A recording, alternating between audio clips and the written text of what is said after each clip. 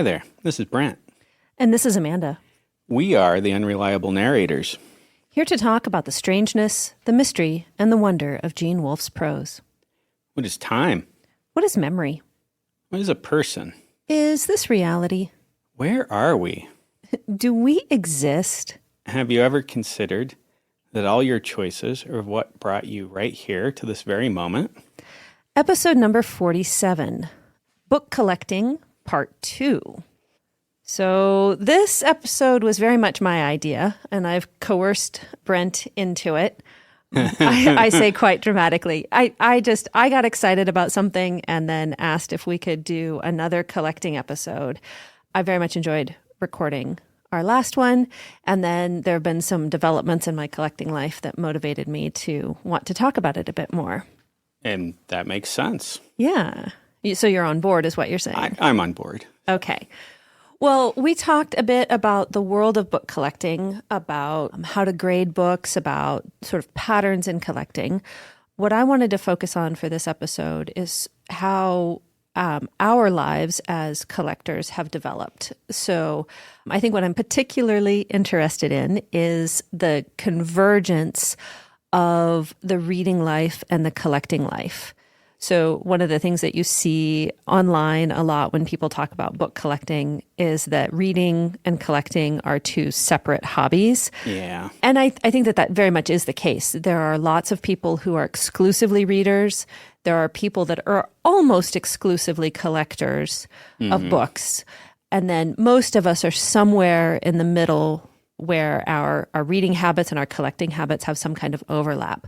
I feel like my collecting habit very much was something that grew out of my reading. So, and this is probably where I think we can probably share a little bit of our separate stories, but we have a lot of similarity here where we both grew up in environments where it was often difficult to get enough things to read. Yeah. Just enough quantity of things to read or enough interesting things to read. And so initially, I think book collecting for me was about basically like hoarding reading material because I wanted to have access to books. I don't know if I talked about this last time on the book collecting. I hope I'm not just repeating a story, but because with the library card at the time, we were limited to 50 books.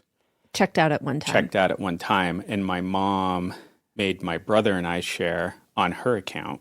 Right. So she would get books, and then she would force my brother to get books. He wasn't and is not to this day a very big reader. But I'd end up having to put books back. Right, because you wanted so many. Yeah. I think we did talk a little bit about this because I had a similar experience, only we were restricted to 20 books. There were two libraries that we would visit, and one was restricted to 20 and one was restricted to 10. And I was sharing with my mother and my sisters.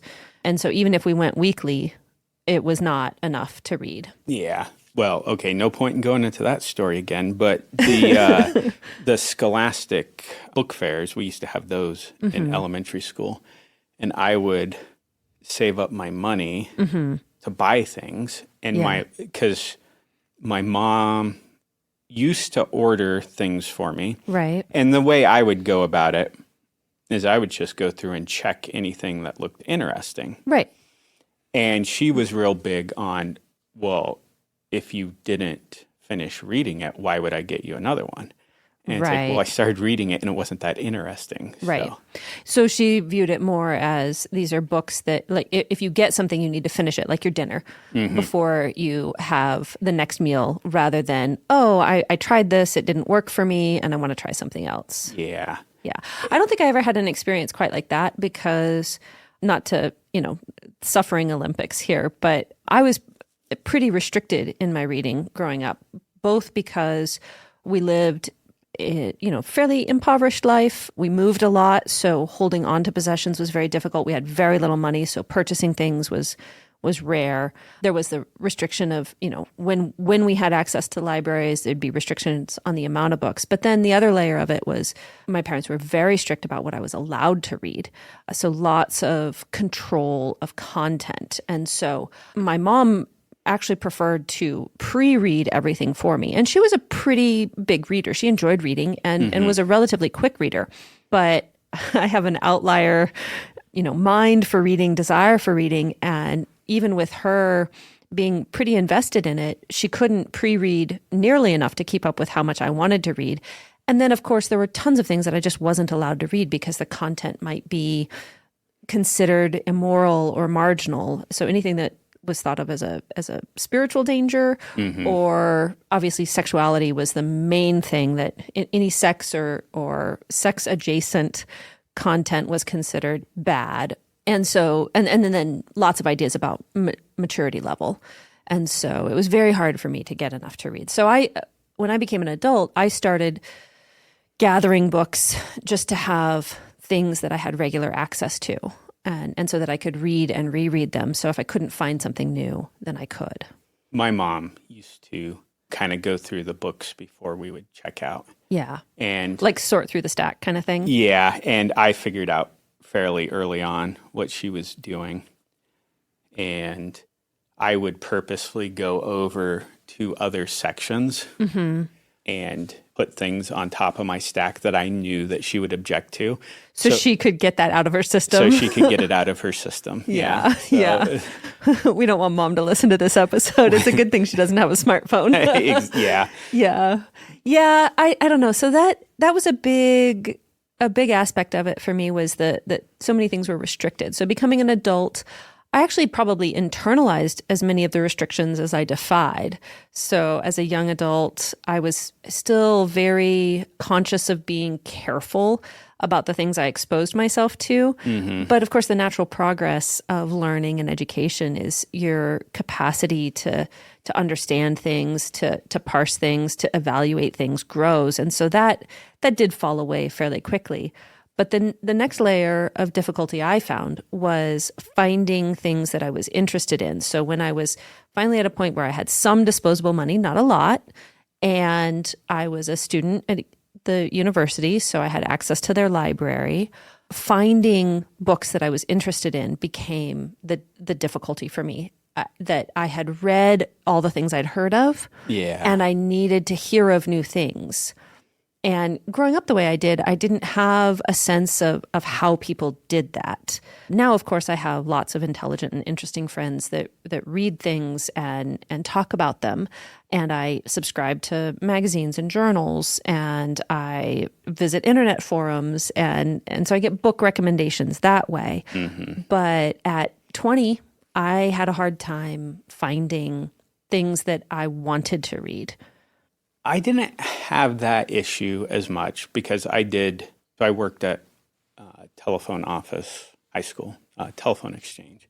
And so I was able to get an early internet connection in a rural area. I say early. It's probably late if 90s. You were in high school, it was late 90s. Yeah. And that would have been long before I had an internet connection. Well, I didn't until college. Yeah.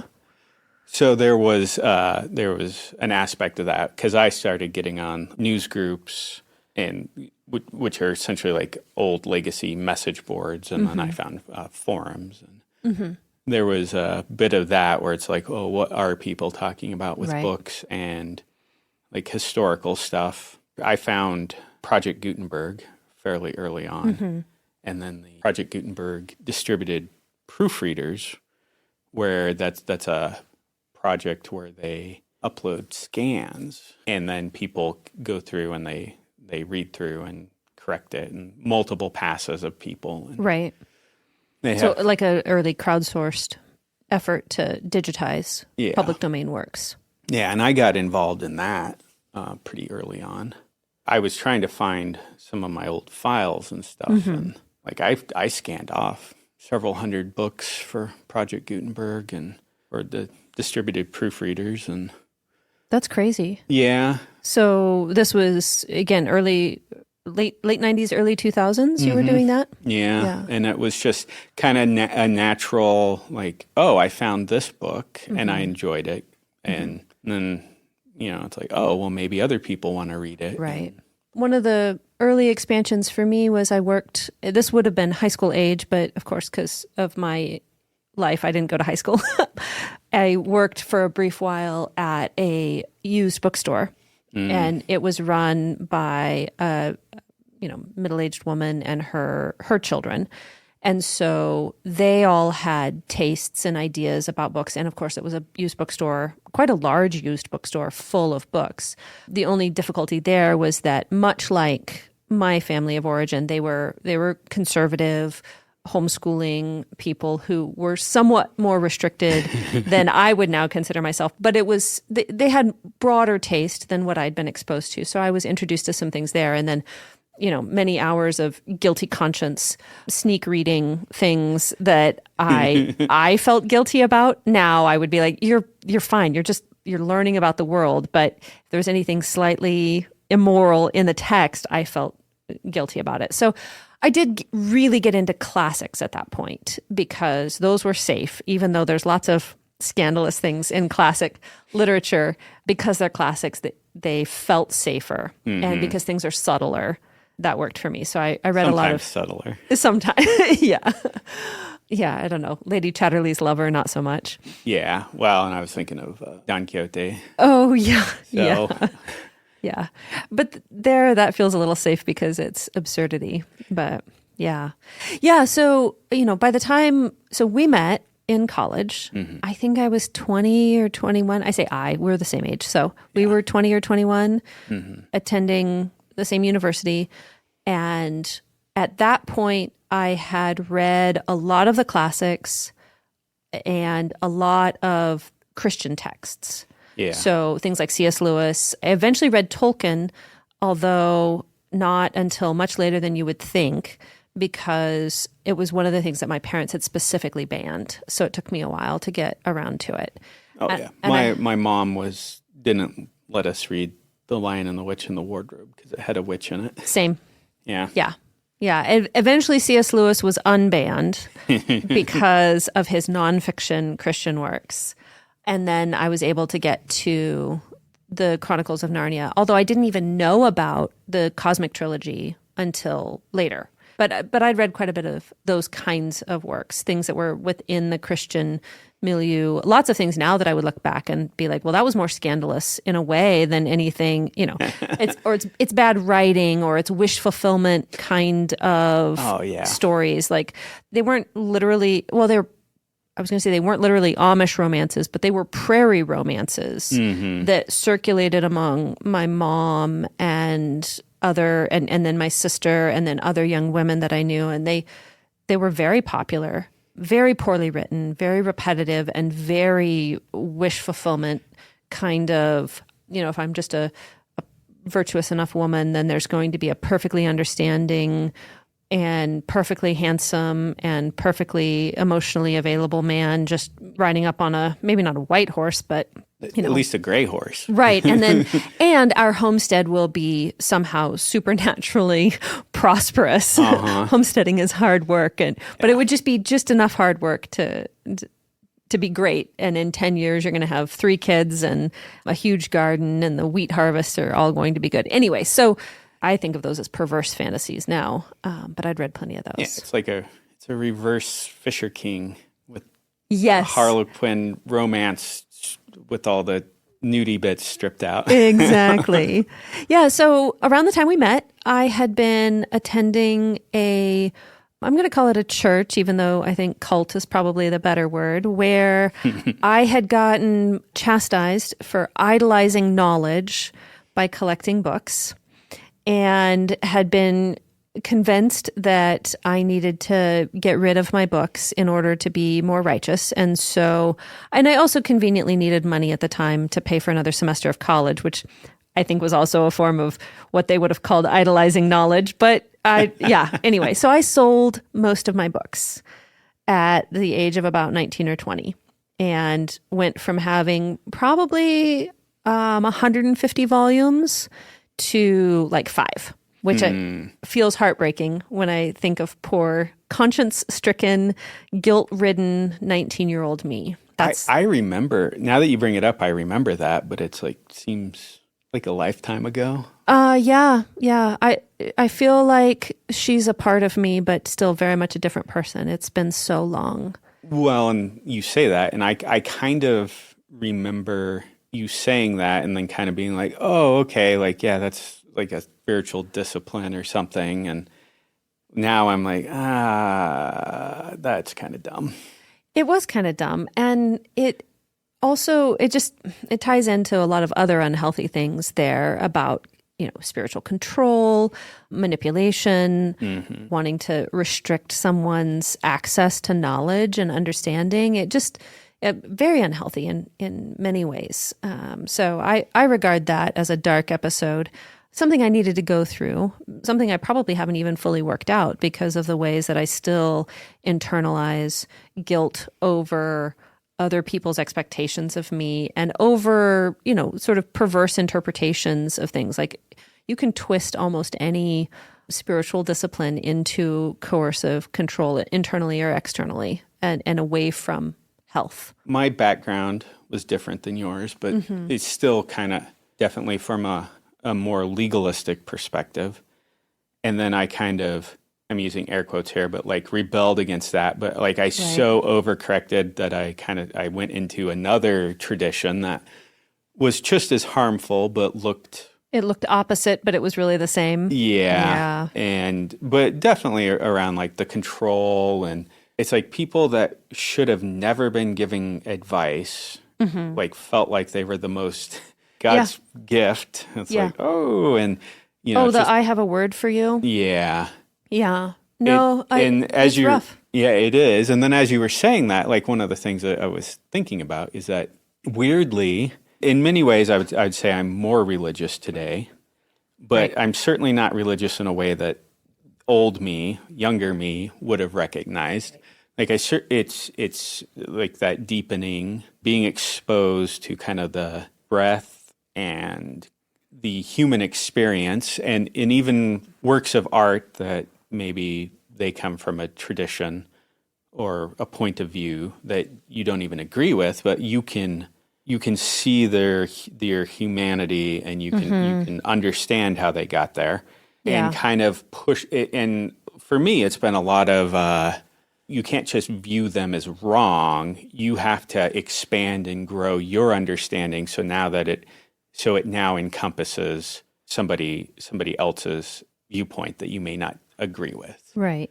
Some of the fundamentalist background that I grew up with, it was very much we're the correct church. Oh yeah, I think that's the common thread that runs through the two traditions that you were in and the two that I was in. And I'm willing to be explicit about my experience. Like I grew up in extremely restrictive fundamentalist Baptist churches where it was, a lot.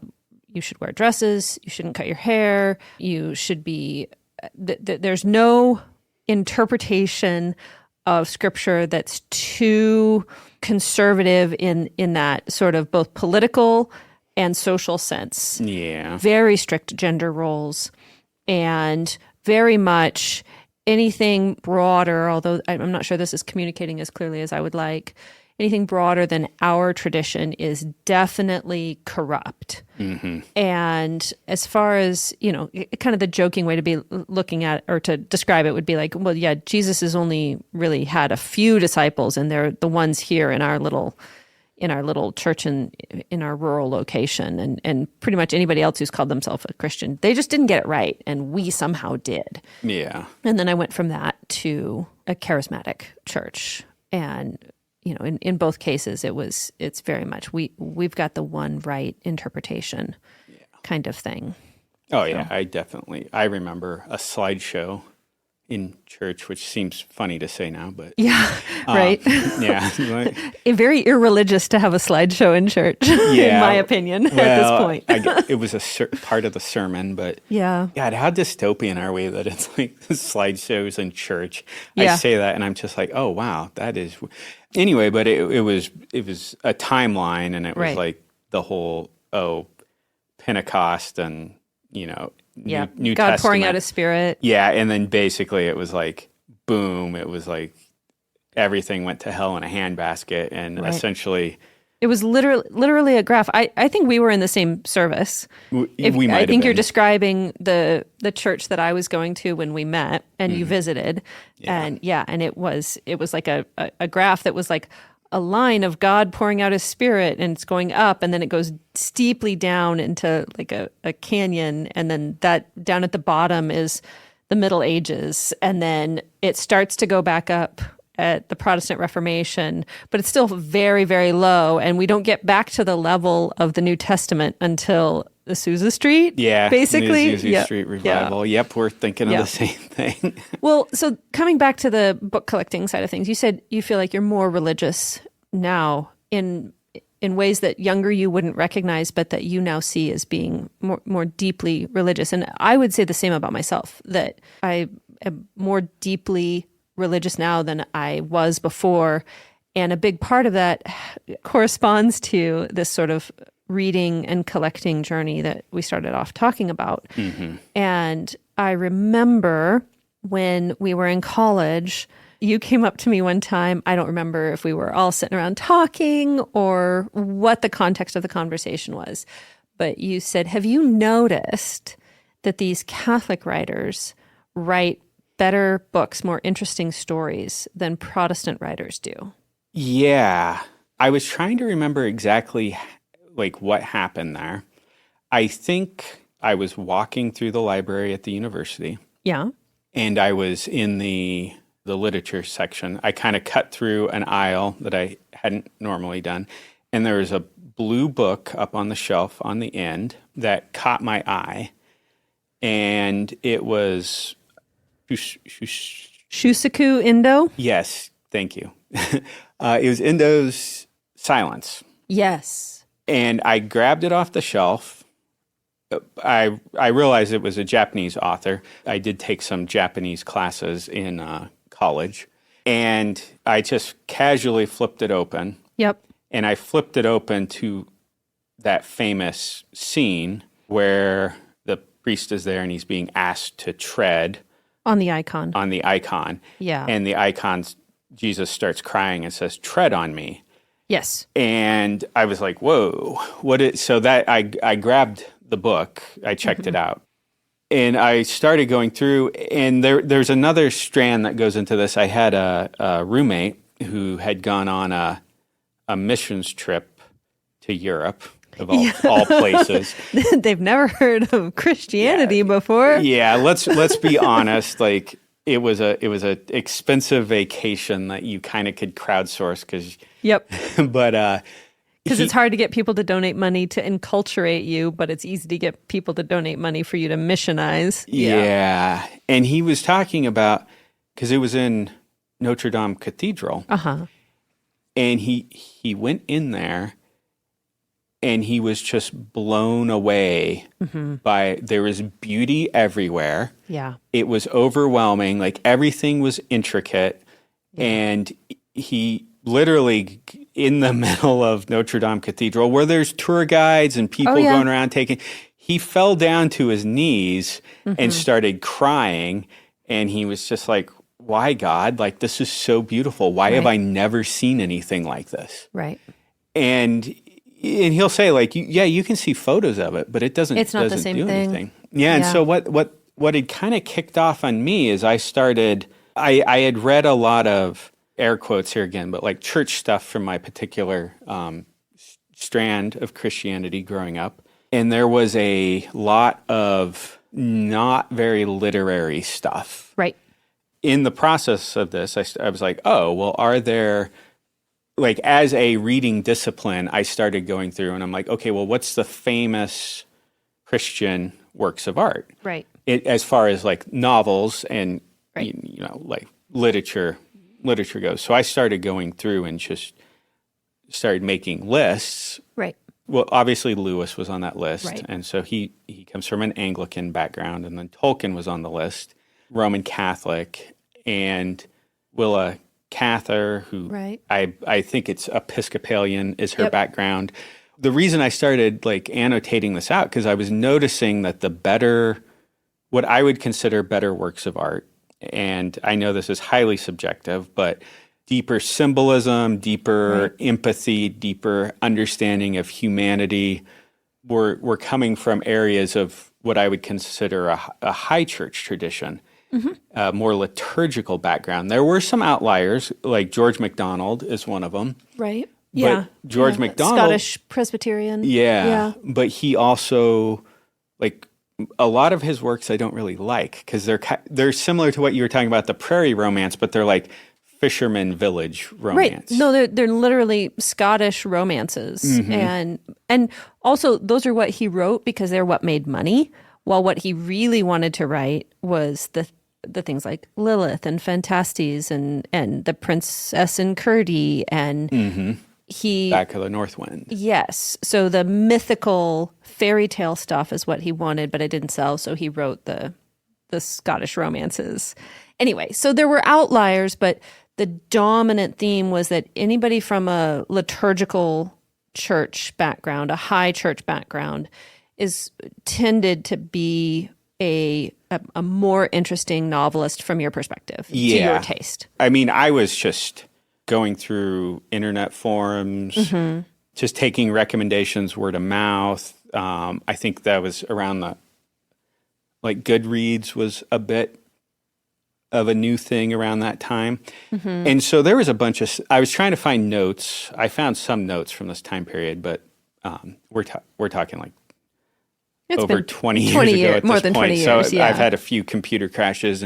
But there's Taylor Caldwell had came up on there. Somebody was very enthusiastic about her. I read her. It's like not, it's kind of like a watered down kind of Screw Tape Letters was the one that was on there. Susan Howarth. Yeah. She was on there. Like, I never really got into that. Elizabeth Googe. Yeah. Which reason it's on my mind is I had bought a lot of her stuff at the time. Yeah, and you're just now sorting them off of your shelf like, I'm not really into I these. actually just got rid of them a week or two ago because I'd read a few and they're well done, but they're more like thin. Yeah, so when you came to me with that theory, I believe my first comment back was, well, C.S. Lewis isn't Catholic. And you're like, well, he's Anglican. So we're not, I mean, it's not that far off. But I just started reading some of these, great Catholic authors. And so picked up Graham Greene, Evelyn Waugh. I'm trying to think of, I had Walker Percy in there. Time. You handed me my first Walker Percy.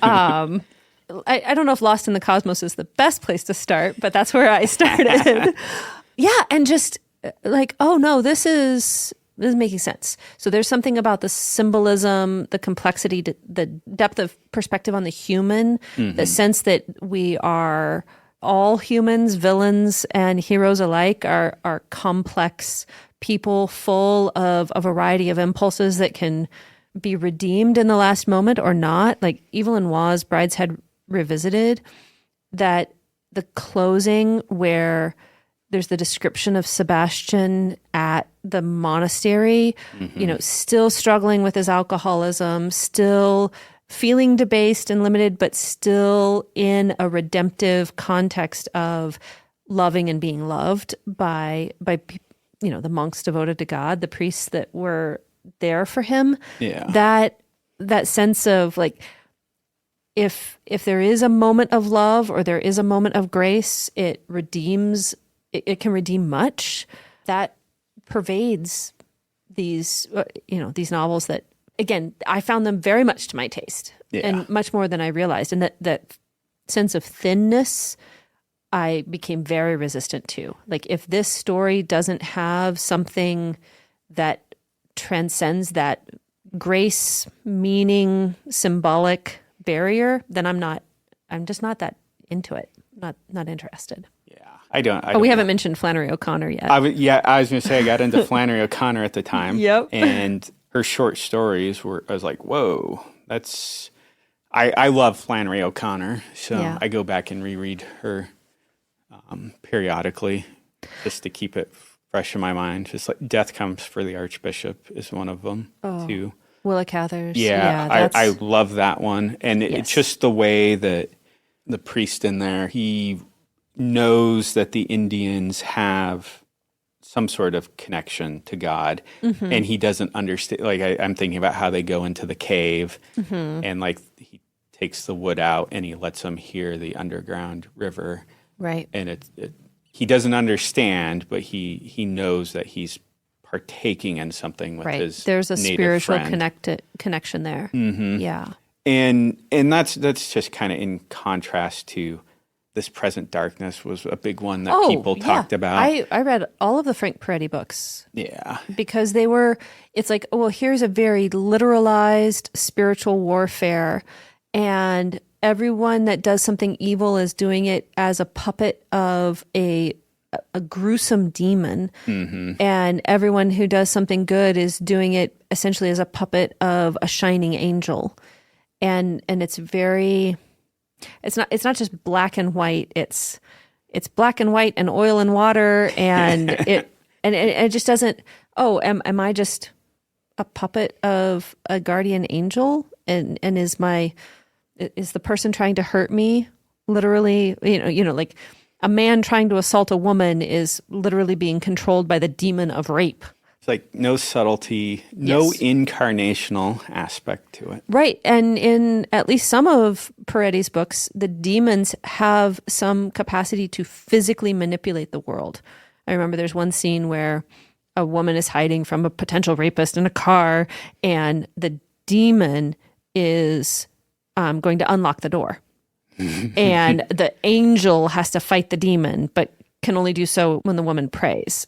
So I read those when I was, that was allowed, I guess. Not The Lion, the Witch, and the Wardrobe, but that was allowed. And it doesn't resonate. Like, clearly I remember it, but it doesn't, there's nothing in there that gives me anything to do anything with. There's no meat, no life, no. It's a routine. Like, yes. Yeah. It's like those old basic programming routines, like go to line 10. 20, 30. Oh, if then that. Like it's not a relationship. It's not a human. Right. It's not a creature endowed with nobility and liberty and freedom of will and right. Trying to work out relationships in the cosmos. It's all right. So we're a ways in here, and we're talking more about literature than book collecting, which these are converging threads. They are. But what I want to step to next is the way that this taste then began to shift into encompassing collecting books as well. So a big part of this journey, you talked about, you did some scanning for Project Gutenberg.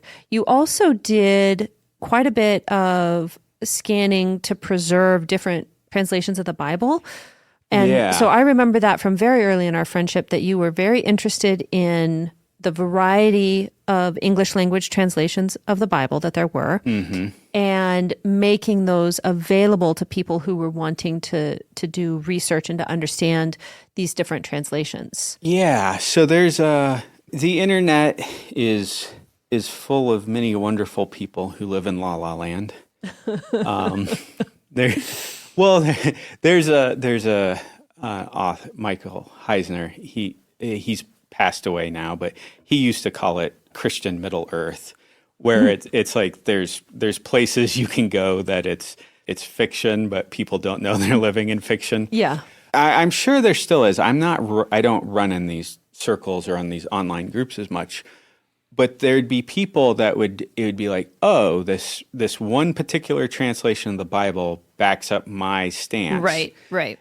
And like I got very fascinated with the history of English Bible translations, to the point that I found there's a book. It's like literally just catalog of English Bible translations. I mean, it's like a 600-page book, just listing the different translations. Just listing different translations, right. And it starts out like with whole Bibles, and then it goes like Old Testament, New Testament, individual books. It's like sections of books. He goes all the way back to Anglo-Saxon translations. Right. Anything that roughly identifiable as English. Yeah. So what I started doing is I started going through and finding versions that hadn't been online or wasn't familiar with, and then I would scan them off. And I went through and I got a Geneva Bible, 1560 edition, and I scanned that whole thing off. But then just tons of obscure little translations too that nobody hears of, nobody uses, because at the end of the day, like what it is there's a lot of people that had a particular theological axe to grind. Right, and they were translating for that. Yeah, and so they weren't done by a group of scholars who were, trying to come up with an edition that would be easy for a person to read, easy to speak, like the liturgical part of the service where you're speaking through the Psalms, So you get a lot of them that are very wooden translations. They don't sound good when you say them out loud. But that axe got ground, so that's what they were for. Yeah. And then there's an interesting part where you can you start realizing that these quote unquote translations are in a Unitarian theological tradition, and then there'll be ones that are these particular translators were baptism must be by immersion only. Right. So you start seeing these interesting traditions in translation of English Bibles. And I'd gone through, these aren't ones that you would read for the most part, just because they're not that They're not that good. They're not that good. They're not that interesting. They may be spiritually harmful just because of the... Right. I'm thinking that James Tomanek translation, I bought that for 50 cents at a library book sale. And then when I decided to sell it, what was it? It was I think it sold for $500. Yeah. Or maybe $600. I don't remember for sure. But it was... I think currently there are no copies available for sale online. And when we listed it, it went very...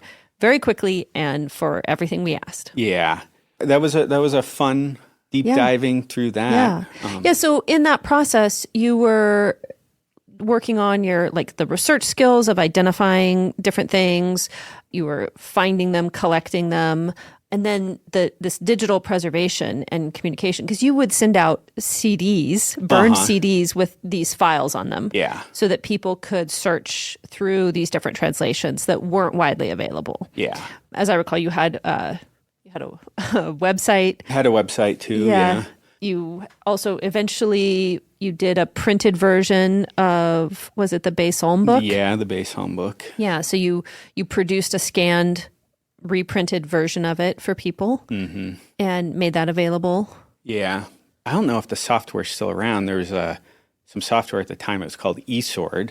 It had a database backend, and it allowed you to load different versions of the Bible for comparison. A bunch of the stuff I scanned off, I kind of fed into there so people could compare. You used to have a website where you could go get it all for free.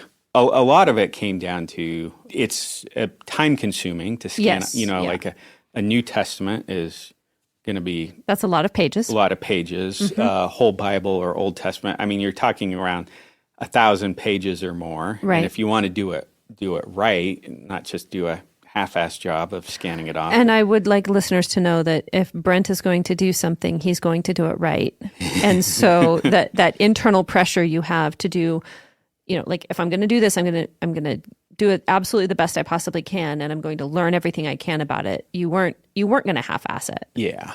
So you can scan off something, but somebody may be researching something you don't understand, and it's are they looking at what type of typography somebody was using? Right. Are they trying to understand how columns changed when they were in printing? Are they trying to understand the way the ink was set?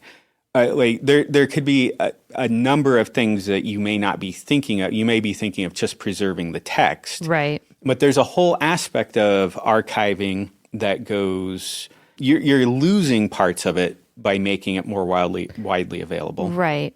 But that's okay. Because the only way for it to be fully available is to have that physical copy, and that's the problem, right? That. Yes, if you have this in an archive in a library, then there's no loss here. You can go and you can feel the texture of the pages, and you can examine all of the details of the marks of ownership and all of the details of wear and which pages look like they've been read more, and as well as the typography and the text and the format and the layout and the literal words. Yeah. But as you scan it, you're losing some of that. And so determining what things to preserve and how to preserve them, what things to tag and to index, how to connect to different things. Yeah. For an example, I had scanned off, it was a New Testament from 1830. I don't remember. It was an American edition. I don't remember the exact translation now. But there was extensive annotations in it. Right. And I had gone through, so I cleaned it up. I feathered out, erased the annotations for underlines and stuff. Sometimes I would grab like a word and copy it and then paste it in. To clean up the... To clean up the text. Well, I was later contacted by a guy who, what was important to him was not necessarily the text, but it was the way that the text was being interpreted by readers. So he was actually super interested in the annotations. Right. And I'd removed all those. And Right. that was kind of one of the early on like moments where I was like, oh, I'm just looking at it from the text's perspective. Right. And I think to kind of tie this back around, there's a Dorothy Sayers book, Mind of the Maker. Yes. Where this great book. Great book. One of the things she talks about though is like the way that we theologically view God comes out in the way we compose works of art. And that was when I realized that my digital preservation side, I was like, oh, this gave me a framework, because I was like, I'm strictly being a Gnostic. Right. Yeah. That the spirit is the only thing that matters and not the incarnational reality of the text. Yeah. That was, I think, maybe one of the first early steps to like merging my collecting, like these are the things on the shelf in with here's the scans and like actually thinking more about how, okay, if somebody, because it's like I want to give people access to certain things, but you don't always know what they might be valuable. What might be significant to them. Yeah, it might be significant. So yeah. So while you were doing all of this digital preservation stuff, I was still reading a lot, and I was also working my way into the book dealing world. So as I got over my guilt of owning books and separated myself. I was excommunicated, but separated myself from the environment where I was being told that I was idolizing knowledge. Became like, okay, no, I think that these books are a good thing, and owning them is a good thing, and reading them is a good thing, but also loving them is a good thing. And so I started to look for books that not only were things that I was interested in reading, but that were themselves beautiful objects. So we talked a lot about the symbolism and the complexity and the depth in stories. And I realized how much my experience of reading a book was shaped by the physical object itself and the aesthetic experience of it. And I developed some very, very strong tastes about what I wanted my books to look and feel like. And I'm not going to, say that there's like a right way to design a book, but there are lots of things that can be beautiful.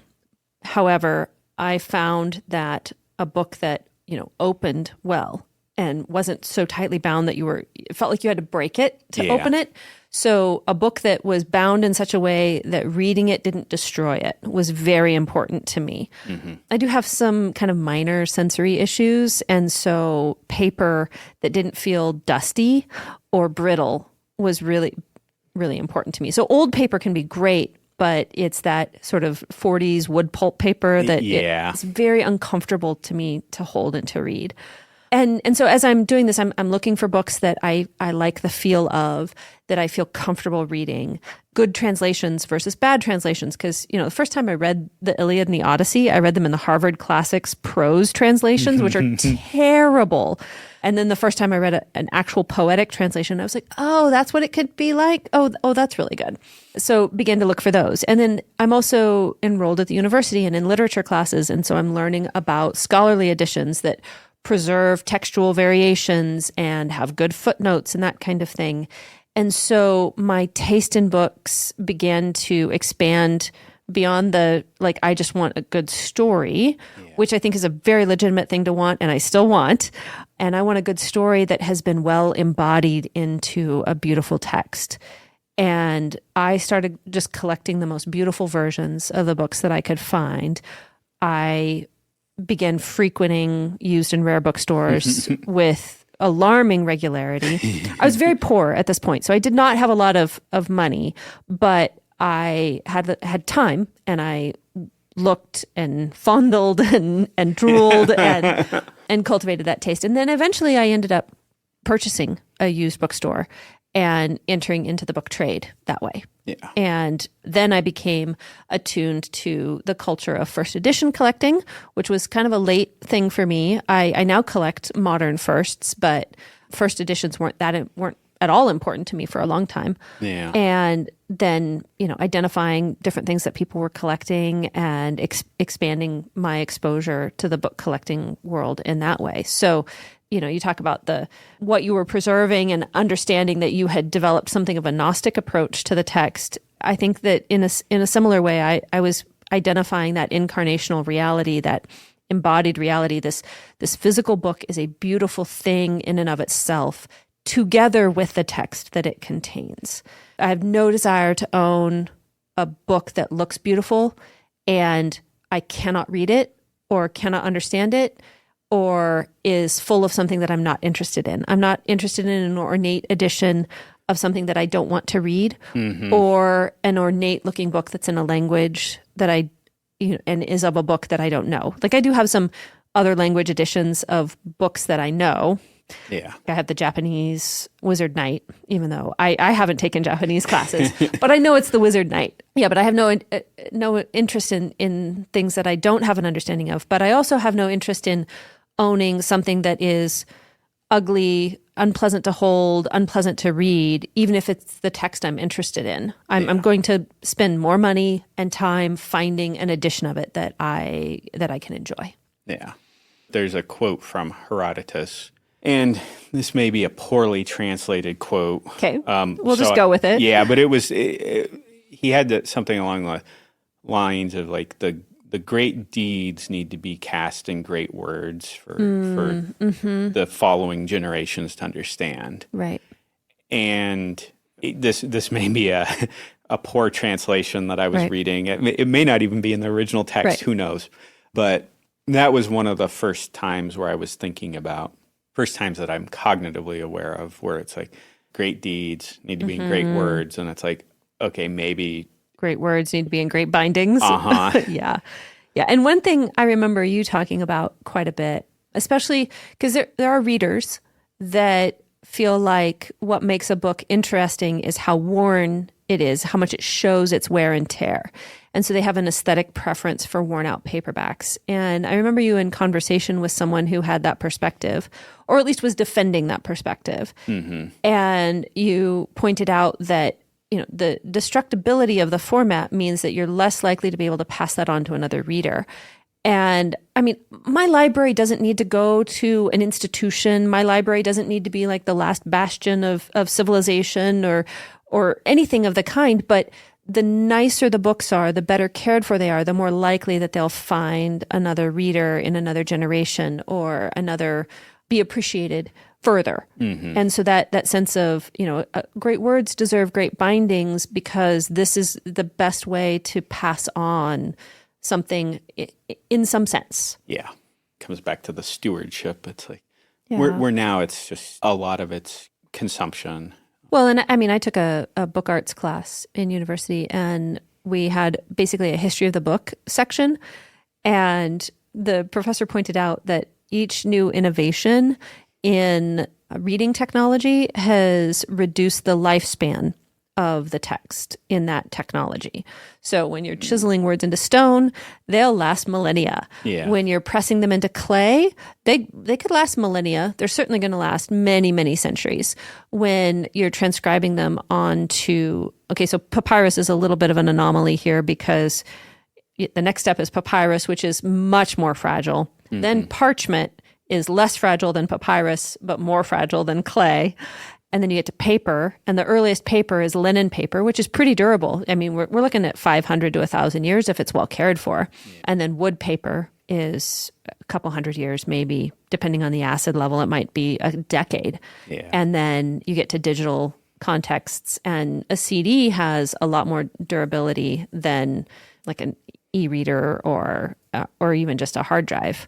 So that ephemerality of the text, the best preservation format for it. Yeah. Well, and I probably have brought this up before, but is the Domesday book, there was a project to save it where they put it on Laserdisc. Yes. You can still read the original Domesday stuff. book. Yeah, but there's a whole project around being able to read the laser discs and transfer those to more modern formats. So it's like, yeah, our modern, we're even starting to see that now with like CDs, like floppies, definitely. Like I see on Reddit, a lot of people are like, I found this and, what do I do with this? And it's like, it's a floppy. Yeah. Like it's the same, it's the little icon on your save, or they don't know. Or like older IDE hard drives.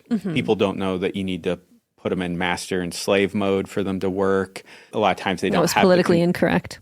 Well, it comes from a simpler time. There's just things that like these technologies are 20, 30 years old, but already we're losing ways to interact with them. Where the codex is more than 1,000 years old and it's still enduring. Yeah. Yeah. So let's bring this together and really head toward. Buried the lead on this one. Well, I think we're still a ways from the lead, but let's get to Wolf. So I've described this. I think this is actually in the description of our podcast. I've talked about it before. You had gotten some sand blown into your eye while you were repairing fence. Building fence. Building fence? Yep. I went back and looked. It was April of 2008. Okay, that's been a while. It's been a while. I was helping my brother. He had just bought a house. And is it the one he's in now still? No, different one. Okay. No. So, but you were building fence. Yeah, and so his new house didn't have a fence. Right. But sure the heck had a HOA, and the HOA said you had to have a fence. So, oh my goodness. So I was helping him build it. It was built on an old river plain. Okay. That glad he moved out because it's since had water issues. Oh yeah. But because it's old river plain, there's a lot of sand. Right. And as I was leaning down to help set one of the posts, I was near the ground, a big gust of wind came up. Okay. Blew sand in my eyes. Yep. Hurt like heck. Yeah. I was young and just tried powering through. As your eyes are watering. As my eyes are watering. Later that night, I could not get to sleep because I was crying so much. Right. I tried looking at I was like, I think I need to go to the hospital.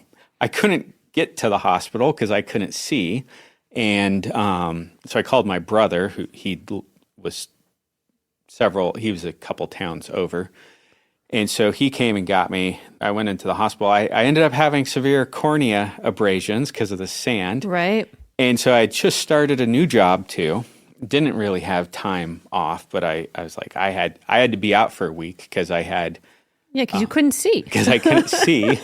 Yeah. And my right eye ended up having a patch on it for over a week. Oh yeah, you were wearing that fetching eye patch for a while. Was it like maybe? Yeah. I don't remember exactly how long, but it was. Yeah. So it was April. Yeah. Of 2008, and that's You were bored out of your mind because you couldn't look at anything. So I played an audiobook on my computer. Yep. And it was the Shadow of the Torturer. Gene Wolfe's The Shadow of the Torturer. And you had found it because you were looking for lists of Catholic authors. And Wolfe came up as a Catholic author. Yes. So converging with, it's like, okay, well, I seem to enjoy these kinds of authors. Let me go find one deliberately. And then you were able to find an audiobook and listen to it. Yeah. Yeah. And then you showed up at my house with a paperback of... I mean, the classic one, right? Yeah. The everybody sees. You said it's better than it looks. And I promise it's better than it looks. And I was like, okay. Because we'd already, at this point, we'd been friends for, 7-8 years and had shared a lot of book recommendations back and forth. So I knew you were a reliable and trustworthy source. and I read it and I was like, yeah, that's incredible. And then we both went on to read the rest of the series. And we're like, this guy is amazing. Like, now we'll read everything he's ever written. And so over the next years, we both separately collected most of his novels. And at some point, I can't remember at what point it was, but started reading the short stories as well. Yeah. So I went from the Book of the New Sun to the Book of the Long Sun to The Wizard Knight, which was and still is one of my favorite. Like, I just really enjoy reading The Wizard Knight. I recommended it to my medieval literature professor. She adored it. I recommended it to her because another student asked her what she was reading or what she liked to read when she wasn't reading for work, and then tried to recommend a nonfiction book. And she said with the most scornful tone of voice, "Oh, I don't read nonfiction." And I was like, "Oh, I think I love you." And I was like, "Okay, if you want, here's a story you could read." And so she very much enjoyed it. Yeah, and then got to reading the short stories and enjoying those. And so I know we've mentioned this before. We've been in a long-running book club that has fluctuated in membership from just the two of us to, the very small circle of people around us to a larger circle of people around us. And we've read the Book of the New Sun for book club twice, I think. And we read The Wizard Knight at least once. So definitely have enjoyed those wolf stories, not just for the podcast. Yeah. But then this connects with the collecting impulse because, hunting down all of Wolf's works, he wasn't a stingy writer. He wrote a lot. Yeah. And eventually you got interested in hunting down sort of the less well-known or really uncollected things. Yeah. How did that happen? I think it was, I realized that he had uncollected short stories. Right.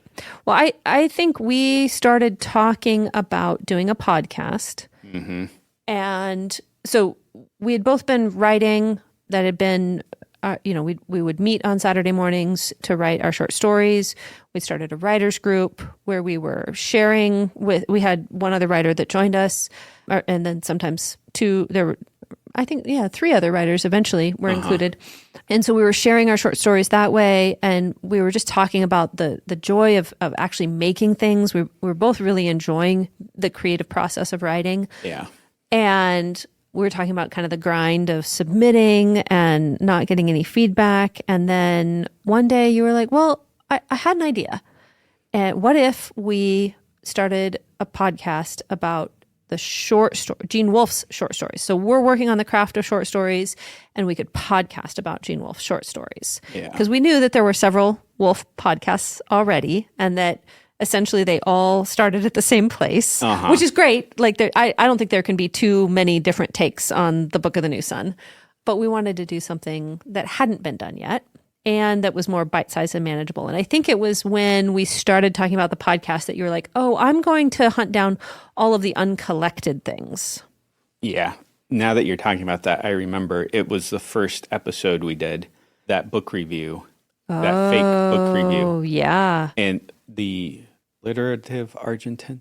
Alliterative Argentus, I think is how I pronounced it. There we go. Because I was... Oh, man, that was way back. It was. Was that Dumpster World? Dumpster World. Yeah. I was somewhat aware of fanzines. Yeah. But I didn't know much about them. Right. Well, now you do. Well, yeah, now I feel like I know too much about them because... Well, any of our listeners that are also on Reddit, you've probably seen Brent's posts of his collection, which are incomplete pictures because you started hunting these things down and finding things that weren't indexed anywhere, researching, letters to the editor or letters of comment and random poems. Yeah, he's got stuff scattered everywhere. In Australian fanzines, in Argentine fanzines. There's some stuff in British fanzines. Yeah. Paperback Inferno, I was thinking of, but there's a few other ones. Random interview in French. I've got a an index. I have almost 300 of these. I've just termed them like nonfiction, Right. which cover like that entire body of work. Right. 300 items that are various nonfiction writings that he published in magazines or fanzines or various places. Blurbs. There are all kinds of things included. Yeah, some of them are as silly as him talking about the name of his pets and like Right. the fact they have an unnamed goldfish, and Yeah. some of them are book reviews. Again, for listeners, a lot of this information is available on the subreddit under that list of influences and recommendations that you've contributed a lot to. We also started an Omeka site that is linked in various places. I'm sure you can. There's a link on our Patreon, right? No, there's No? not. Okay. Or on our Maybe by the time this episode comes out, we'll put a link on our Patreon and a link on the Podbean dashboard. That would probably be a good place for it as well, where Brent has scanned and transcribed a considerable number of these. I don't know how many do you have uploaded right now? It's 172 at the moment. Okay. Well, we should definitely link the Omeka site because it is a good resource. Yeah, it's wolfnarrators.omeka.net. Okay. And there's and also Omeka is spelled Omeka. Yes. Yes. Okay. We'll put it on the Podbean site and definitely on our Patreon site as well, which you can join for free to have access to, or you can support us. Yeah, there's all sorts of wonderful things in there. And there's the time that Wolf was interviewed by one of the founding members of the furry movement. Hilarious. That interview's never been republished anywhere. It seems to have largely been forgotten, which is strange. It's one of his most straightforward interviews. Right. There's like some literary spats that he got in. Yeah. He had a habit of sending people articles that he copied with like no context. It's like, oh, here's a Spring-Held Jack article. Yeah. So as you hunted all of those things down, also the book collecting is going on full steam alongside of this. So I've wanted to have first editions of all of his novels, signed first editions if possible, and have managed to obtain quite a few. I don't know. I feel very privileged in that way. I put most of my collecting money toward my Wolf collection for a good long time. Yeah. Able to get some association copies, that kind of thing. Eventually, we've talked before about United Mythologies and Dan Knight, and we heard via Reddit that Dan Knight was selling some of his backstock, and Dan Knight was the one that published Young Wolf and Letters Home. I had to hijack my sister's Facebook account because this was posted in the Facebook group, and I haven't had a Facebook account for a long time. And we were able to order those copies from Dan Knight, and then also start up a bit of a correspondence with Dan, who's a marvelous human being and very interesting. And we interviewed him and published a chapbook about that. And speaking of chapbooks, you hunted down various chapbooks, and you got the Pretentious Press chapbooks. Yeah, that David Aronovitz. Yes. He put them out. So he had a fine collecting book company. The Fine Books Company was the name. Yeah, the Fine Books Company. And he specifically cultivated relationships with authors and then would go about publishing their early work as chapbooks. Yeah. Side note on there. So if you have read the Latro novels, the introduction to them, where Wolf says that he got the scrolls from D.A., that's David Aronovitz. That's David Aronovitz. Yeah. Now, David Aronovitz did a small collaboration where he wrote a story about how there was a shady character that came in. It's Dealer of the Scrolls. Dealer of the Mist. Dealer of the Mist. Yeah. And it's how the scrolls came into his possession. Right. And then eventually he sold them to Gene Wolfe. Right. And so that was put out by Pretentious Press, and all that was done, like he didn't sell them. It was just kind of a labor of love. And he did some Avram Davidson, Isaac Asimov, obviously Wolfe. He published some of his own short stories that way. But there's a number of famous authors that he had relationships with that he put out chapbooks of their early work. Yeah, and so being somewhat aware of this, eventually, I don't remember, I think you just found his bookstore on the Abe Books website. So Abe Books is a website that is, I'm looking for a word here and I can't think of what it is, but many used bookstores sell their used book inventory through the Abe Books site. Yeah.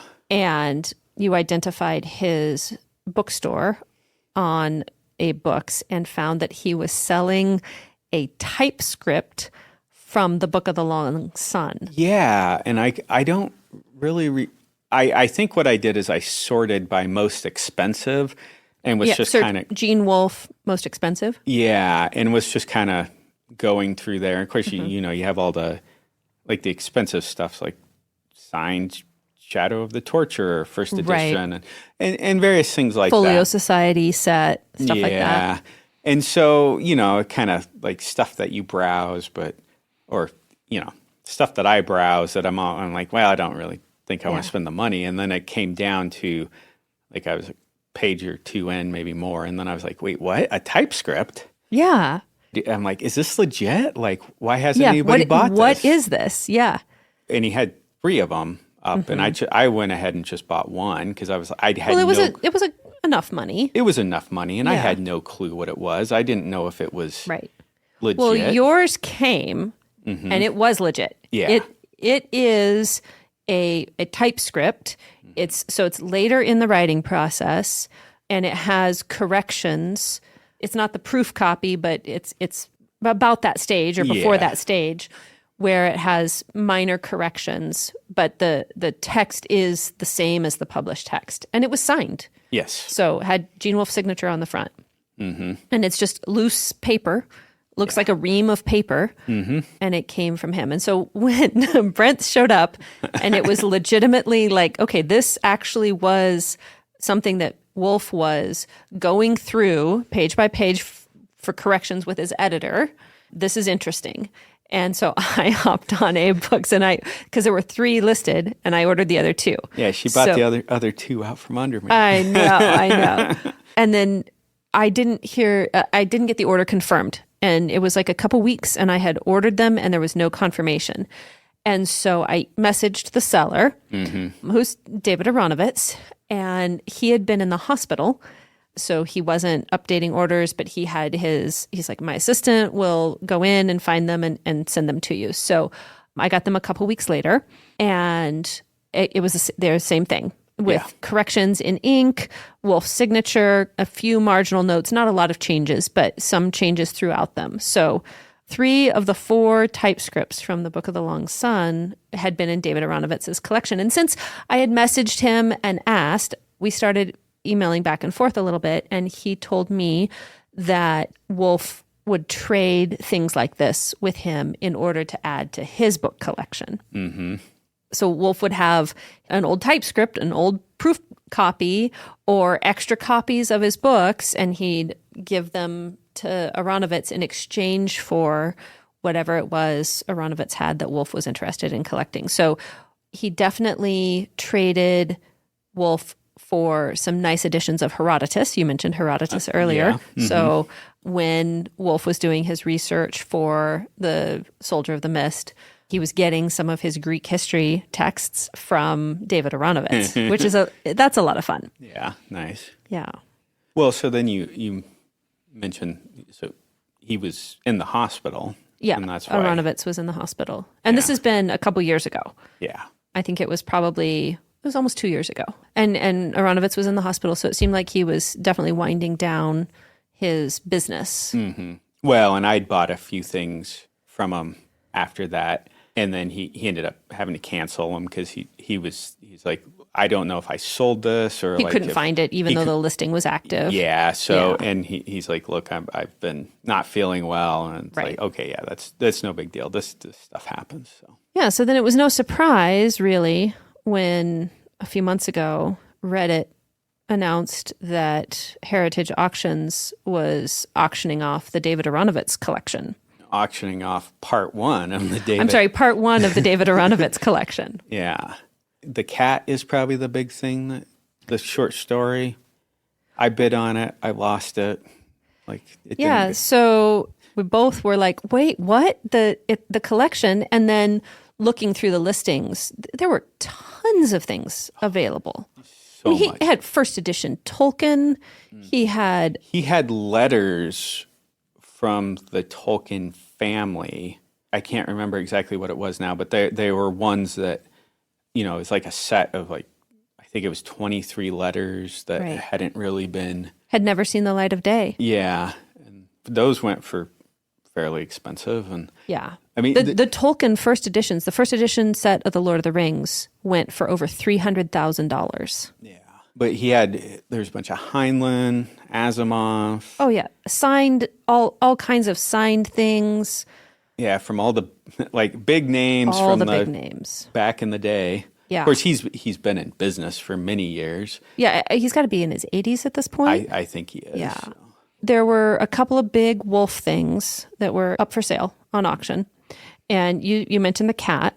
So short story. Yeah. Manuscript of a short story. And what was the starting bid on it? Like $500 or $800? I think it was like $600. No, it was $800. And so you told me, okay, I'm going to bid on the cat. See if you could get it. Yeah, I figured it wouldn't, because the Feast of St. Catherine was that's the other big thing that was... And so I thought that would be taking all the light off the cat. Right. But you bid on the cat and you got outbid fairly quickly. I did. And somewhat resoundingly. It went for over $1,000, right? Yeah. Yeah. Well, so I went through some kind of interesting things in my life recently, and I ended up with a little chunk of money in my savings account. And the other big item in the auction, the other big wolf item in the auction, was the Feast of St. Catherine, which is the first draft of what became the Shadow of the Torturer. Yeah. And the starting bid was $12,000. And then the weird thing is, this isn't like eBay where it's like the price you bid plus shipping is what you pay. This is an auction house, which is the price you bid plus a 20% buyer's commission plus shipping plus sales tax. Yeah. You also have you're doing the electronic bids. Yes, before the live auction. But when they do a live auction, which if you want to, you can, view the streaming of it.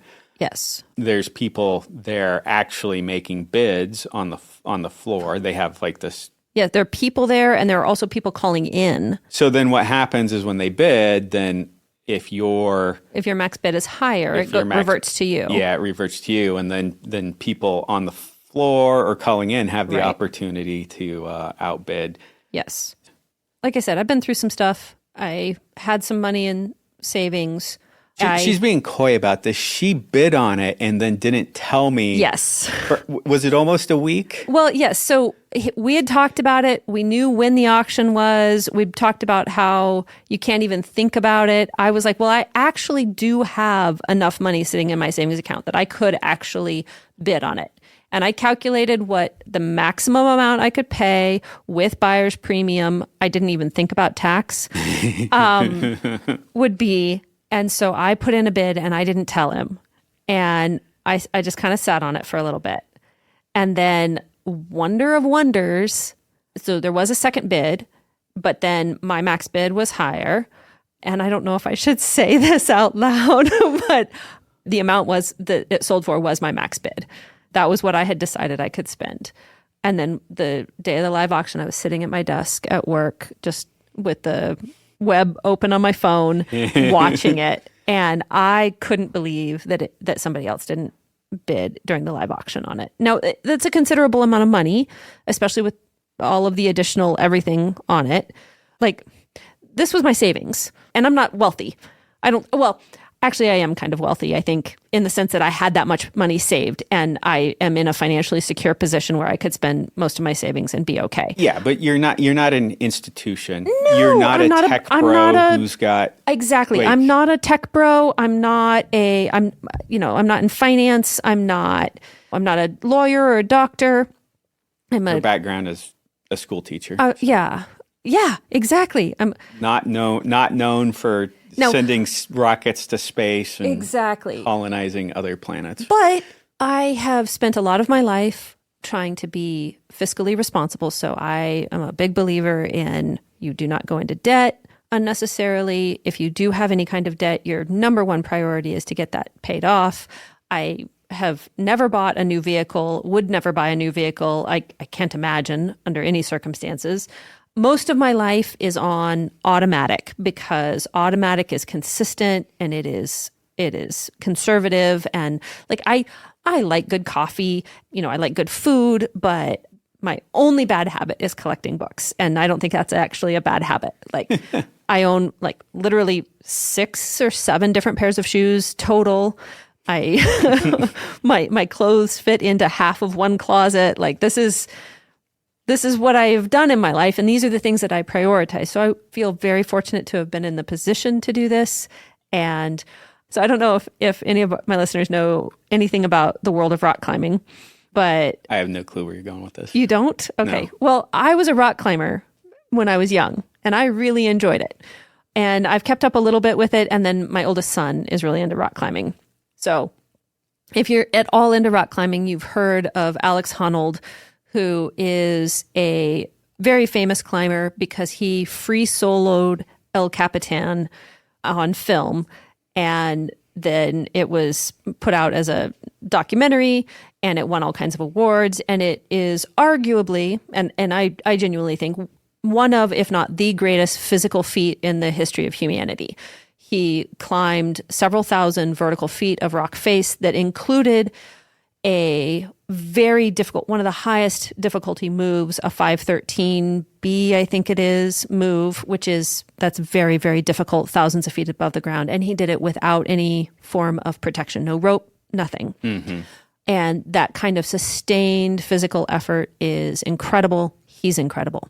Well, he already did maybe the greatest physical feat of all time. Uh-huh. Where do you go from there? Well, he's done a variety of things. Well, one of the things he did recently was he did a live streaming climb of the Burj Khalifa. Okay. Very, very tall building. Yeah. So he got permission to do it. I believe it was Netflix again that filmed it and streamed it live. He got permission to do it before he climbed the building? Yes, he did. Okay. He was authorized to do so. Okay. So that there was nobody trying to get him down or arrest him. And he got paid like $500,000 to do it. And it took him like an hour. I actually don't know the specific time, but it was not that long. It wasn't as long as his climbing of El Capitan. He considers it a very easy thing to do because a building climbing is pretty repetitive, where cliff climbing is highly variable. Yeah. And he was interviewed about it afterwards. Of course, people are very concerned about the risks he's taking. He doesn't regard them as intense risks because he's very good at it and he knows what's within his ability. He also thinks we all take risks all day, every day, and we just ignore them. Uh-huh. He's just more conscious about his. But he said he had a really great line. So all of this preamble just to lead up to this great line. And he was like, well, when it comes down to it, my policy is if you have the opportunity during your day to be James Bond, you want to be James Bond, right? Mm-hmm. And he's like, I got to be James Bond. I got to do something that's just visually incredibly cool. And my friends, because it's his friends that act as the filmmakers because they're people he trusts. And you have to be capable of great physical feats to do those things as well. Uh-huh. He's like, and all my friends got to be James Bond for a day. Like that's, if you have the choice to be James Bond for a day, be James Bond for a day. Well, I decided when I was making this decision, whether or not to bid on the manuscript, I was like, well, if you have the chance to be Lorenzo Medici for a day, you're going to be Lorenzo Medici for a day. And so I don't have the money to be Lorenzo Medici every day, but I did have the money for this one thing to be Lorenzo Medici. So I bought the manuscript. It came in the mail. It's very exciting. I'm so thrilled to have seen it. I've now read it. And probably the most important thing for listeners is that Brent, with all of his deep history in digital preservation, has scanned it. Yes, I've scanned it off at 600 DPI in full color. Yes. As TIFF files. So. And also then compressed it to a PDF. Yeah. It's still large. Yes, it's still very large. So I think that the important thing to do if you're going to be Lorenzo Medici and the thing that he did was he didn't buy things to hoard them. Mm-hmm. He didn't buy things to pore over them in his cave like a dragon, although there has been some dragonish behavior over here. His goal was to, well, one of his goals was political, to preserve public opinion, but he also wanted to extend and expand scholarship. I got Brent on board. He was fairly excited when I told him that was coming here. I'm honestly surprised she was able to not talk about it for a week. Yeah, well, occasionally I can be quiet, not on the podcast though. And so then the intention is to then share it first with other wolf scholars. So we've been working on compiling a list of wolf scholars, and hopefully by the time this comes out, we'll have already let them know what they're getting, or maybe shortly after this comes out, that they'll know that it's on its way. Yeah. Or they'll have access to the files, and then hopefully also to be able to make it more widely available via the Omeka site that we were already squawking about. So yeah. Did we want to talk about some impressions on it? Well, I would love to talk about the manuscript. I mean, we had all of this about collecting, and the themes I think here are important, like wanting to understand things, learn things as much as possible, learning to preserve things, wanting to read things, being delighted by these particular works. Yeah, the Feast of St. Catherine. So it's about a 300-page typewritten manuscript. Yeah. 300 pages. It's on a variety of paper. Yeah, so that's really interesting. Like the 3 or 4 different colors. Mm-hmm. What's really fun to me is toward the end of the manuscript, it's typed on the reverse side of editorial markup papers from his job at Plant Engineering. Uh-huh. So he was taking scrap paper. Yep, and typing it up at work. Yep. There are evidence of a couple of different typewriters involved, at least 2 different typewriters. Yeah. This one is heavily annotated. We had mentioned that the Long Sun ones were further along in the process. Right. But as a first draft, this was, all of the editing needs to be done. So literally, there is not a single page in the manuscript that does not have editorial marking on it. Like words crossed out, words inserted, every level of editorial marking, including like completely change this. Down to just spelling corrections. Yeah. Yeah, there's a few pages were stapled to, I think there's like 5 pages that were stapled where they'd have like an insert later. Yeah, so like page 155 and 155A stapled together because there's a paragraph to be inserted at a particular point. There's a number of pages, 9 or 10, that have paste downs where he typed up a new paragraph, cut it out, and then pasted it down over the old paragraph. The glue has dried and cracked, and so they're loose, but it's very obvious where they belong. And some of them are still kind of stuck on. Mm-hmm. About halfway through the manuscript, I think it is, he starts typing the date at the top of the pages. So the first part there, he doesn't have dates on there, but it's starting in September, I believe, of 1975. He starts putting the particular date, and then another quarter of the way through after that, so about 3/4 of the way, he types the date for an earlier date. So it looks like he was hand drafting sections and then typing them up a couple of days later. So he was getting to the point in drafting where he wanted to have sort of a pre-draft. I have some notes in here. Like, I don't know how much we want to...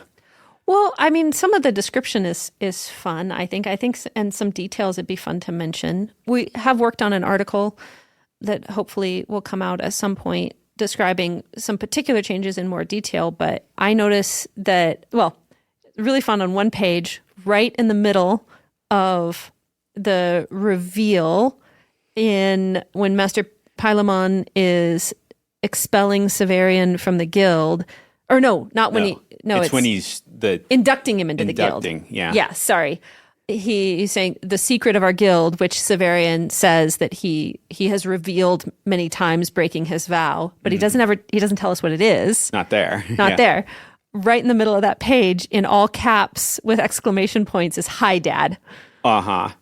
Which is when I was scanning and I saw that, it's like the secret of the guild. I'm like, wait, was Master Paimon original? Because I'm kind of reading as I'm doing things. Right, you're just scanning, but you're also skimming. I was like, took me a moment, and then I realized, one of his kids. One of the kids came and typed "Hi, Dad" on the manuscript, which is pretty great.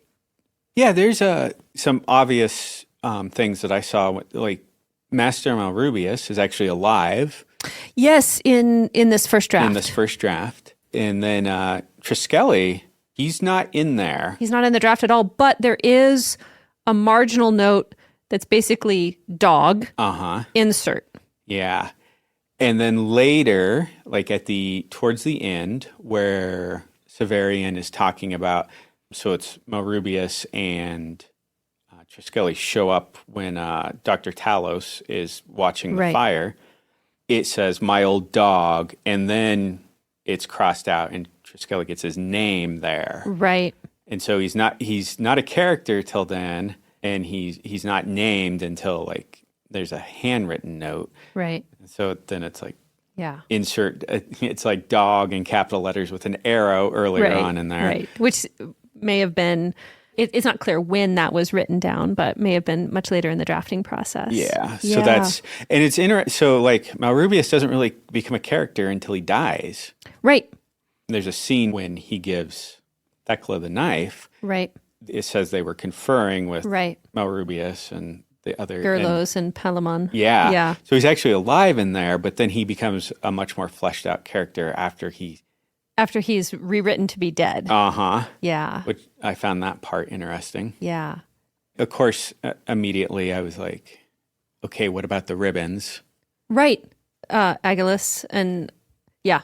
Yeah, Agilus's ribbons. Well, the damn ribbons are there too. Yes. The scene is significantly different because he's not talking with Agia. Mm-hmm. She's not introduced before. She just comes in costume. Right. He makes a throwaway line about like, oh, the ribbons are just something. Part of my act, I think. Part of my act. Yes. Something to sell more stuff to customers. Yeah. The Avern duel has some significant differences. Yeah, it very different. Like in consequences of that, entire chapters are gone. Yeah. There's a particular line where he's leaving Thecla, and the line says, "Remind her of the doll." Mm-hmm. And I never fully understood that. Like in this version, it says, "Remind her of the time we sewed B." Yes. In Josepha's doll. So there's little bits in there. Well, and I think one of the things that is very clear to me from reading through the manuscript is that there's a wealth of textual detail that will be interesting for interpretation, but there's too much for one pass through to even begin to connect to the final version of the Book of the New Sun. Some of what's very clear to me, though, is that in the revision process, Wolfe is introducing new elements in some cases or refining certain things. Yeah. He removes over-explanation or an aspect of a detail to make things somewhat more subtle or somewhat less explicit.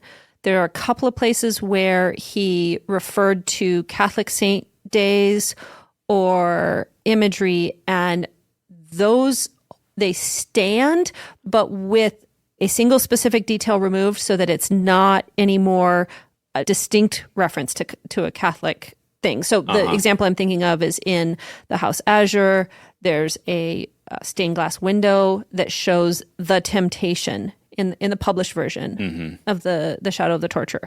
In the manuscript, it says the temptation of Saint Anthony. Yeah.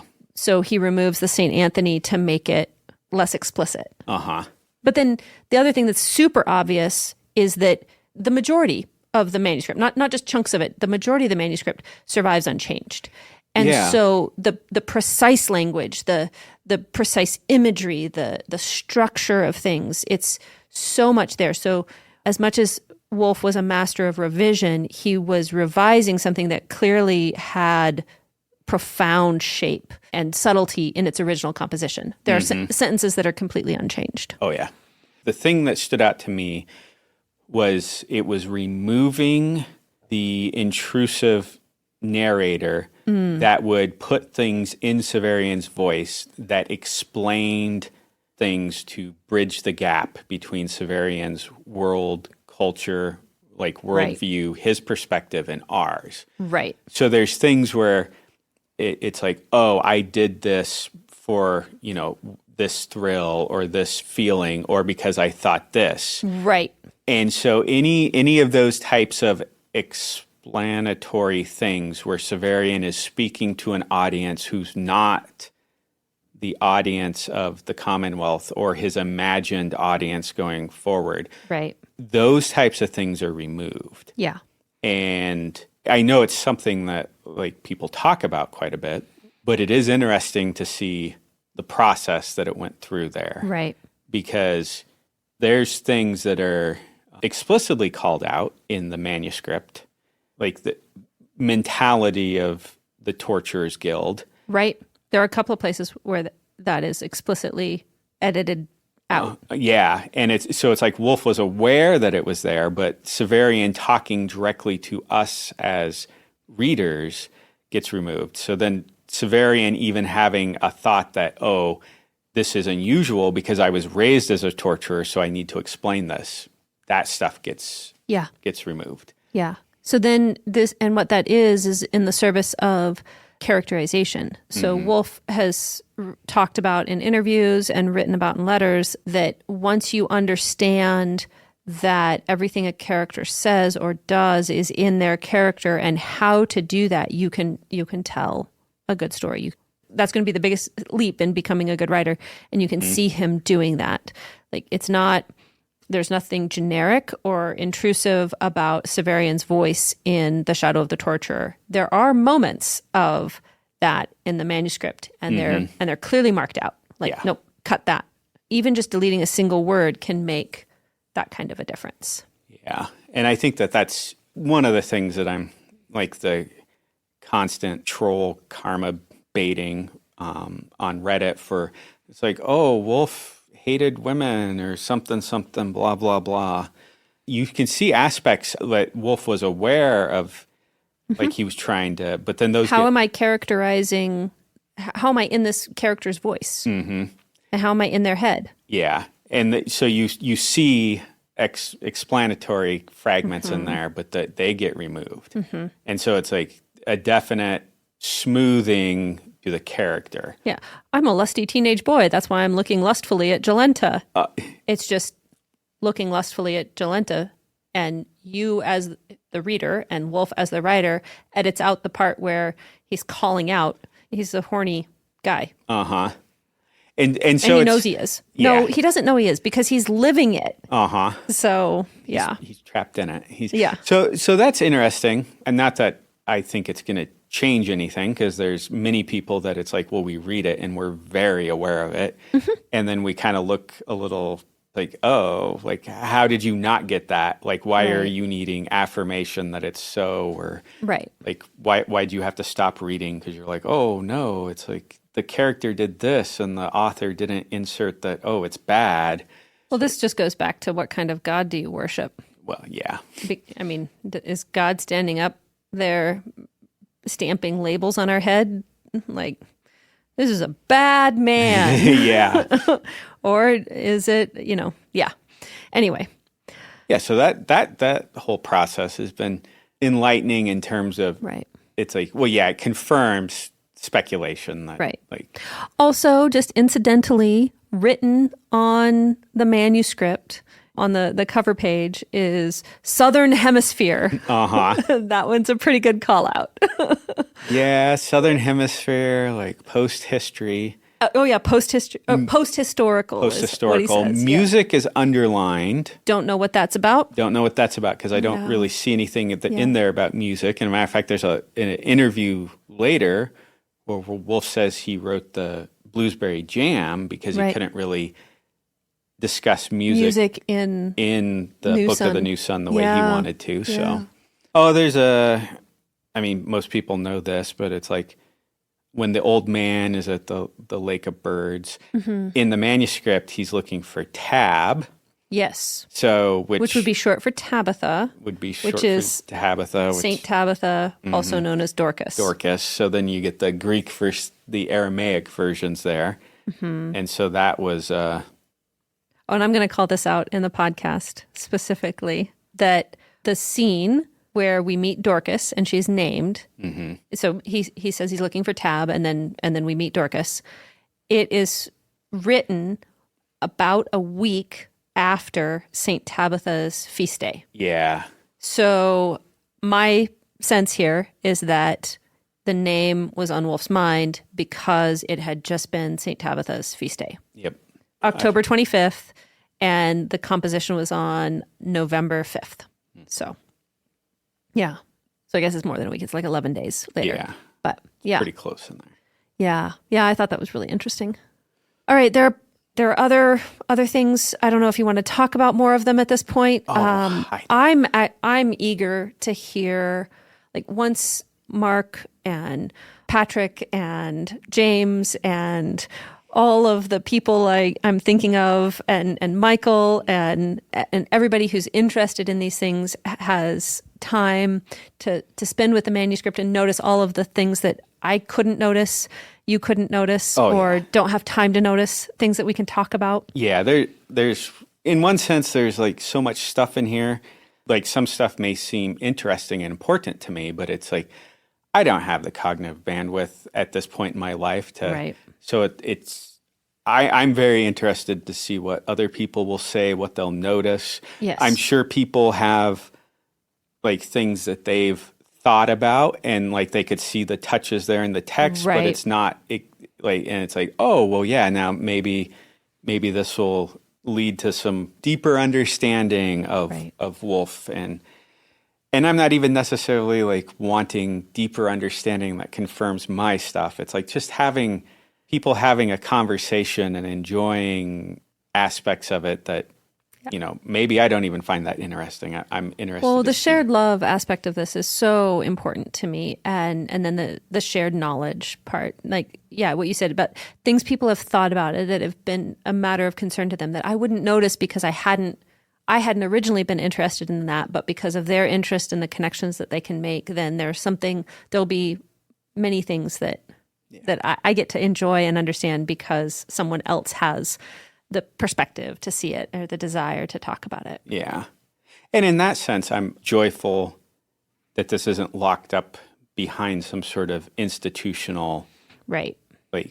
Well, I very much respect the efforts of institutions to preserve and care for things, but often the policies make it difficult for non-professional scholars to access and to learn from things because it becomes expensive to travel and you have to have, institutional bona fides to get access to certain things, but also just because, institutions aren't doing great at this point in our culture. Yeah. Funding isn't high, respect isn't high. And so, I'm pretty astonished that there was only one other bid on it. In part, my bid was like, well, it should go to somebody. Mm-hmm. And then in part it should go to somebody who wants people to learn from it. Yeah. So it's been really hard to not talk about this. I've been so excited, and I maybe I'm unreasonably excited. Like I think other people are interested. It might just be a handful of people on the one forum that I frequent, but I'm just. But part of me is like, who gives a shit? We found our people. We found our people. Anyway, a friend of mine said, "Well, that's like classic car money." Fortunately, manuscript is not going to be a money pit the way a classic car would be. Yeah. Well, and there's only one of them. Like you can go get, like classic cars were mass produced. Yeah. Yeah. Well, there's a safe involved just for fire protection. So, yeah. And eventually the destination of anything like this that's in my collection will definitely be in some kind of institutional preservation at some point, hopefully. Yeah. Provided civilization doesn't entirely collapse. So for now, it will be accessible via digital files, either the more compressed version or the 600 DPI that maybe that'll be a Dropbox kind of situation. Yeah, I'm not sure on that. We'll get that figured out. Yeah. Also, you can always contact us, wolfnarrators@gmail.com. Just FYI. Yeah. So, and we do have the Patreon under the Unreliable Narrators.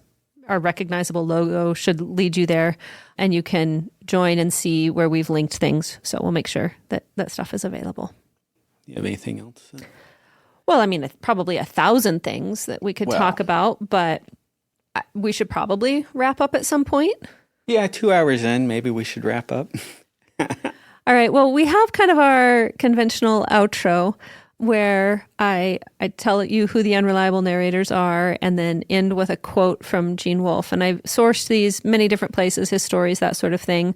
I think one time I had a quote from a plant engineering article, which I thought was pretty funny. That was quite a few episodes ago.